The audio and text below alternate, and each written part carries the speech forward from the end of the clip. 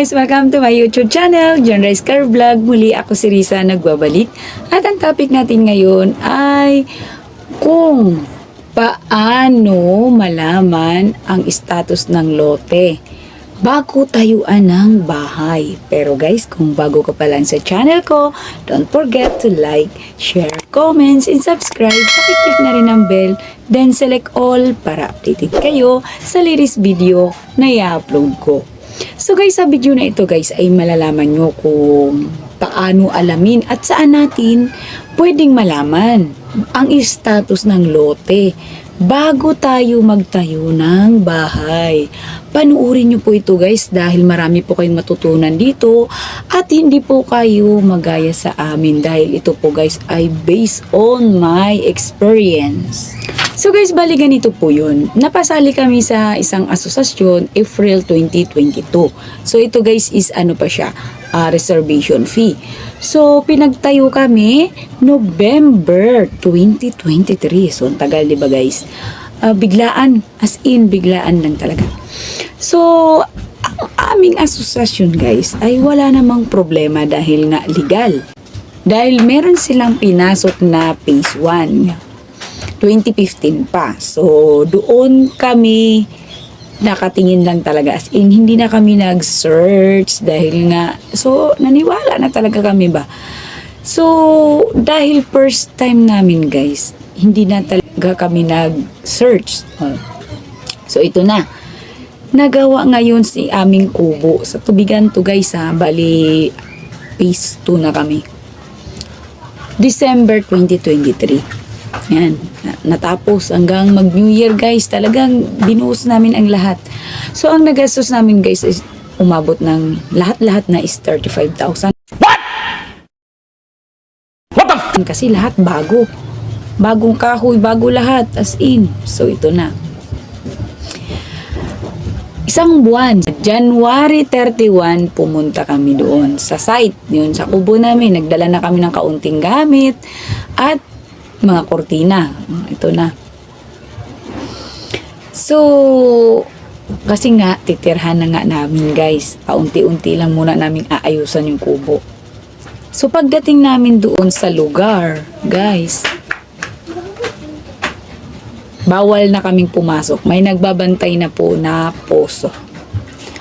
Public Order and Safety Office. So guys, parang kinabahan ako. Sabi ko, legal naman kami, pero bakit may ganito, di ba? Hindi na pinapapasok. So, nililimitahan na nila yung pagpasok ng tao. So guys, dahil nga, may katigasan ng ulo namin. Malay ba namin na ganito, di ba? So, first time, ha? Ang ginawa namin, ay nakisabay kami dun sa may nagbabangka. No, may dalang mga kahoy. Ang kakilala din namin yun guys. So ito na. Dumaan kami sa Laguna de Bay. No, grabe. Yun talaga guys, napaka hindi ko talaga malilimutang experience yun. Wala kaming suot na na pang safety na kung malunod, wala. Kung tumaob yung bangka, wala na. Patay na. So, yun guys ay wag nyo pong gagawin. So, ipapakita ko po sa inyo yung video guys makikita nyo yung video na kung saan kami tumawid. Guys, ito na yung video na ipapakita ko sa inyo. Ayan yung asawa ko yan, kala mo cowboy lang, kala mo naglalayag. Ito guys, makikita nyo na wala kaming mga safety. Pag dyan, nalunod, ayun. Kaya ito guys, dapat wag nyong gagayahin. Ayan siya ako. Pinapaharap ako ng asawa ko. Yan, sumabay kami dyan guys sa bangka, kakilala nyo. Tuwan-tuwa. Ito guys, yung dulo nito, doon na malalaman. Magkakaalaman ang lahat. Yan, tinan mo. Ang ganda ng kaya hindi namin ramdam yung pagod dito guys kasi ang ganda ng tanawin. Para kaming nasa yan na yung dulo guys, ang ending. Huli. Illegal entry ang kaso namin dyan guys. Tapos yung mga nasa likod, ayan yung mga taga-puso. Yan, nakakahiya diba guys? Nakakahiya talaga sobra. Halos matunaw ako dyan sa hiya. Yan. So pagdating naman namin, doon guys, ito naman ang nangyari. Hinuli po ako.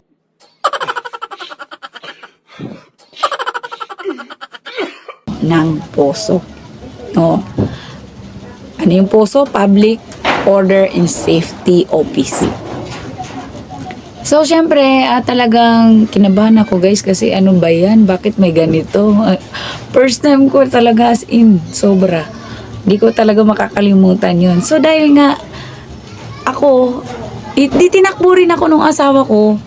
Ayun, dalawa na kami. Ayan. So, hindi naman kami lumaban guys kasi nga, dadalhin daw kami sa barangay or sa munisipyo. Wala naman. Okay lang. Basta wag lang kami sasaktan. So, sumama kami. Dala-dala rin namin yung bantal namin. Bigat-bigat nga eh. So, yung mga, yung kasama ko, may naipasabay doon ng mga lagari, mga kutsilyo, lahat ng mga panggamit ng construction na magtatayo ka ng kubo. Nadala rin, dinala din nila. Sige. So, dinala kami ng munisipyo ng Taguig. So, actually guys, nakakatawa, nakakahiya talaga. Yun, doon namin, kinumpis ka nga lang yung mga pang-construction, no? Pamukpok, martilyo, lahat, kinumpis kayo ng poso. Pero yung mga gamit naman namin, binalik. At saka yung gamit ng mga damit na mga sinabay sa amin, ibinalik naman. So, ito guys, dinala kami sa Investigation Division o Division ng Pagsisiyasat. Hiningaan kami ng mga informasyon, mag-asawa, at pinapirma kami na as illegal entry. So, saklap naman guys, napunta pa kami sa illegal entry. Sobra talagang nakakahiya guys. Actually, hiyang-hiya, halos matunaw talaga ako sa hiya kasi hindi ko lubos akalain na karating kami sa ganong sitwasyon. Hindi ko talaga akalain. So, ito pa guys ang nakamagbag damdamin. Pagkaupo ko pa lang doon ha. Imagine mo makikita mo sa bulletin board. Date ng demolition. Doon din sa site namin. Oh my God, sabi ko. Grabe talaga. Yung February 1 and 2. So, 31 kami pumunta. Kinabukasan demolition na. So, ilang pulis ang ipapadala, ilang tao ang naka-details na po doon. So, guys, wala na talaga. Hanggang kalabit na lang ako sa asawa ko at pinabasa ko yung bulletin board. So, ito na talaga, sabi ko, wala na. So, dito guys, nalaman namin na ang katotohanan ipinaliwanag sa amin kung bakit kami hinuli at kung bakit didemolish yung lugar na yon. So, una, government property. Hindi pwede daw dumami ang mga tao doon kasi nga ang Laguna, Lake, the Bay ay kinukuha ng pangingisda. At yun ang ginagawang hanap buhay ng mga tao. So, kapag dumami yung mga tao doon is, syempre masisira yung kalikasan. So, pangatlo, nasa danger zone kami area. Sabi ko naman bakit meron naman po doon sir? Talagang meron naman po doon sir na nakatira. Sila daw po ay legal. So, ibig sabihin, illegal kami. Sad to say talaga. So, wala kami. Tapos, ito pa guys, yung aming president ng asosasyon talagang hindi nagpapakita sa munisipyo. Yun lang talagang nakakalungkot. Akala namin nasa na kami. Nasa tamang tao. Nasa tamang asosasyon. Yung pala sad to say, kayo na pong musga. Hindi na po ako magsasalita. So, para naman guys, hindi kayo matulad sa amin, paano malalaman ang status ng lote bago natin tayuan ng bahay? Una, i-verify muna natin sa barangay. Pangalawa, pumunta sa City Hall na kung saan sakop na lugar. At pumunta sa Local Land Titling Management Office. Doon po malalaman natin ang tax, titulo, mapping, may-ari ng lote na yun kung sino-sino ang nakapangalan doon. So guys, napakaganda. Kung halimbawa naman po, asosasyon naman nag-aalok sa inyo, alamin muna o i-verify sa UPAW. Yun po yung Urban Poor Affairs Office. kung naka-register. O, di ba guys, no? Kasi alam mo, napakahirap yung ibinuhos mo na ang lahat. Tapos, bigla na lang i-demolish. Talaga naman, napakasakit. Di ba? So guys, hindi talaga namin alam. At hindi namin akalain na ganun ang mangyayari. Alam, talagang ang hirap mag-move on eh. Pero, wala eh. Hindi ko lubos akalain na doon kami mapupunta guys, na bilong kami, masasama kami sa hindi ka legal, yung ganun, parang pag-ibig. So, isayang yung lahat ng pagod, puyat at oras, no? Higit sa lahat yung kahihiyan, nakakahiya talaga, biruin mo, illegal ka, di ba? Wala ho kami balak maging kalaban ng gobyerno, guys. Talagang ang amin lang talaga doon is magkabahay. Kasi nga, ang namin is, ang paasa sa amin is syempre, inilakad na.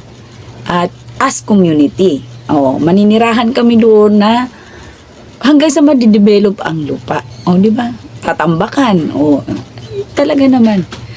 So guys, kung alam ko lang na kailangan pa pala maging ala-Gabriela silang nun, hindi talaga ako magpapatayo. Imaginein mo, napakahirap kitain ng pera pero napunta lang sa wala. So, doon guys, pinapano naman sa amin na mag self-demolish. Pero dahil sa sobrang pagod at puyat na namin, hindi na namin po ginawa. At sinabi sa amin na talagang charge to experience. So, wala na po talaga kaming magawa kasi andun eh. May may demolish. Pwede pa bang yun. Ayaw naman namin sumali sa ganun. Dahil mahal pa po namin ang buhay namin. Ang pera makikita lang. Pero kung mapapasama ka doon sa gulo, talagang nakakaano, di ba?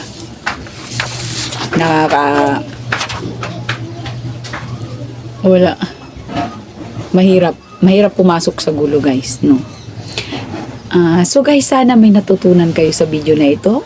Don't forget to like, share, comments, and subscribe. Pakiclick na rin ang bell, then select all para updated kayo sa latest video na i-upload ko.